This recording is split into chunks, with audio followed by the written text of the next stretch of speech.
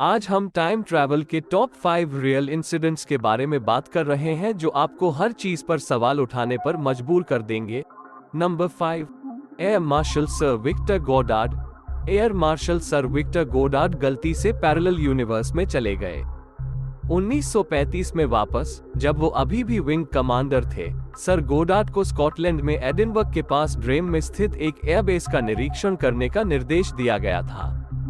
इसके ऊपर से उड़ते समय सर गोडार्ड ने एयरबेस को खराब स्थिति में पाया, जहां जंगली घास पर मवेशी चर रहे थे, जो अब टरमैक के माध्यम से अपना रास्ता बना चुके थे। ये पूरी तरह से जर्जर अवस्था में था। बाद में अपने बाइप्लेन को उड़ाते समय खराब मौसम की वजह से उन्हें थोड़ी परेशानी हुई। एक दुर्घटना से बचने के लिए सर गोडार्ड ने मौसम के कुछ साफ होने तक एयरबेस में वापस उड़ान भरने का फैसला किया। जैसे ही वो एयरबेस के पास पहुंचा, मूसलाधार बारिश ने अजीब तरह से और बहुत अचानक तेज धूप को रास्ता दे दिया। यदि यह काफी अजीब नहीं था, तो उन्होंने ये भी देखा कि एयरबेस अब गुड स्थिति में था और उपयोग में था। यहाँ तक कि उन्होंने नीले रंग के चौगा पहने मैकेनिकों को रनवे पर खड़े पीले विमानों पर काम करते देखा। विमान उस समय वायुसेना द्वारा उपयोग में नहीं थे। वास्तव में सर गोडार्ड उनमें से एक को पहचानने में भी असफल रहे। अजीब बात है, क्योंकि उस जगह का इंस्टेंट रेनोवेशन संभव नहीं हो सकता था, और इससे भी महत्वपूर्ण बात यह है कि ये लोग खाकी रंग की वर्दी भी नहीं पहनते थे। साथ ही वायुसेना ने अपने सभी विमानों को पीले नहीं बल्कि सिल्वर कलर से रंगा था। क्या हो रहा था, इससे पूरी तरह से चकित गोडार्ड को 4 साल बाद अपने जीवन का सदमा लगा। यूरोप युद्धग्रस्त था और वो फिर से ड्रेम की यात्रा पर गया, लेकिन इस बार उन्होंने वो सब कुछ देखा जो उन्होंने 4 साल पहले 1935 में देखा था। वहीं नीले चौगा पहने लोग पीले विमानों की सर्विसिंग कर रहे हैं। पूरा देजा वू पल। उसे वो विमान भी मिल गया जिसे वो पहले नहीं पहचान सका था, एक माइल्स मैजिस्टर। क्या सर गोडार्ड 4 साल भविष्य में उड़ गए?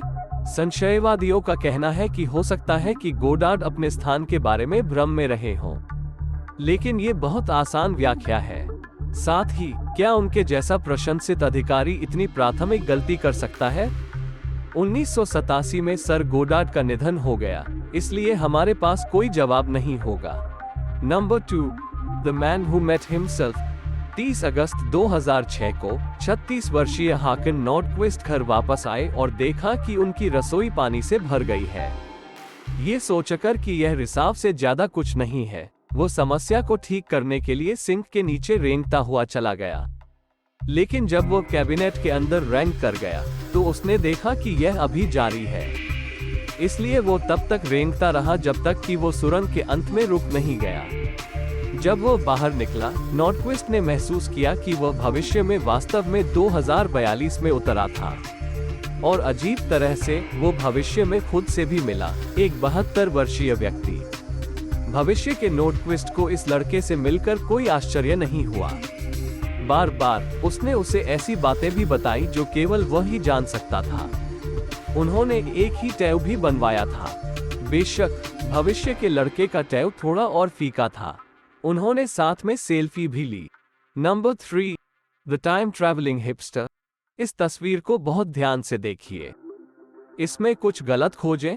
ये चित्र कनाडा के वर्चुअल संग्रहालय की वेबसाइट पर पाया गया था और 1941 में तस्वीर को 40 के दशक की शुरुआत में गोल्ड ब्रिज, बीसी, कनाडा में साउथ फोक ब्रिज को फिर से खोलने के लिए कहा गया था।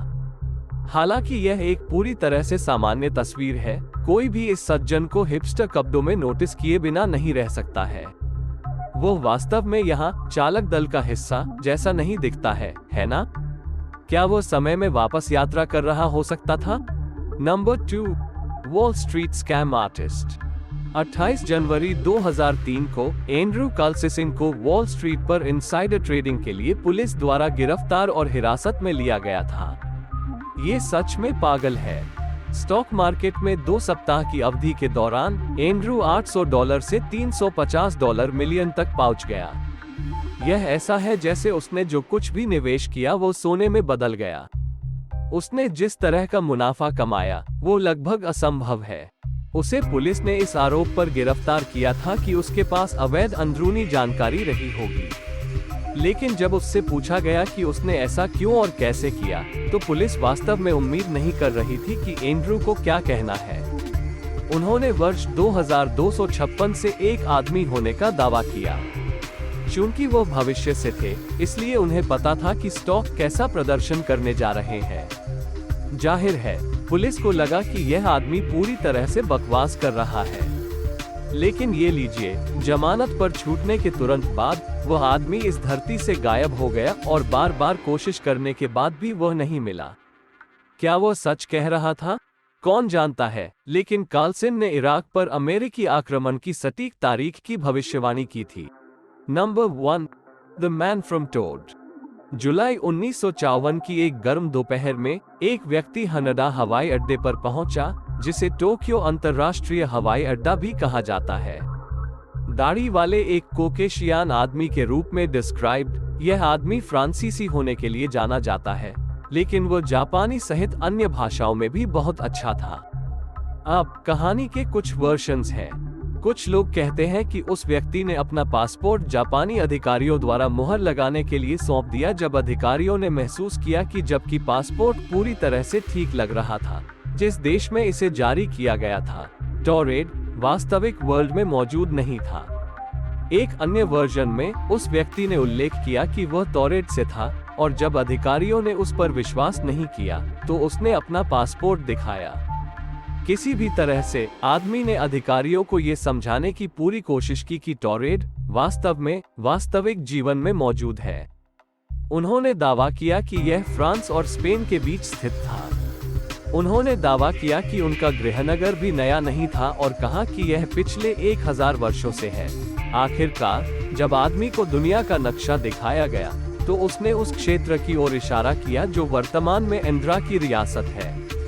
वो वास्तव में उलझन में लग रहा था कि अधिकारी इस जगह को एंड्रा कहने पर क्यों तुले हुए हैं।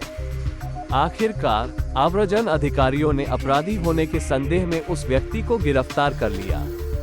उससे और पूछताछ करने और यह पता लगाने के लिए कि भगवान के नाम पर क्या चल रहा था, उसे पास के एक होटल में स्थानांतरित कर दिया गया।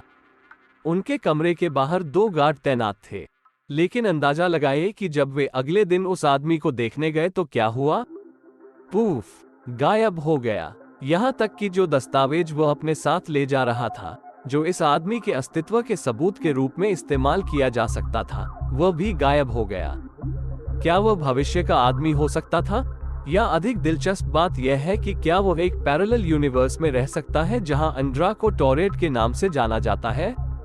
तार्किक दृष्टि से ये सब किसी प्रतिभाशाली कथावाचक का काम भी हो सकता है।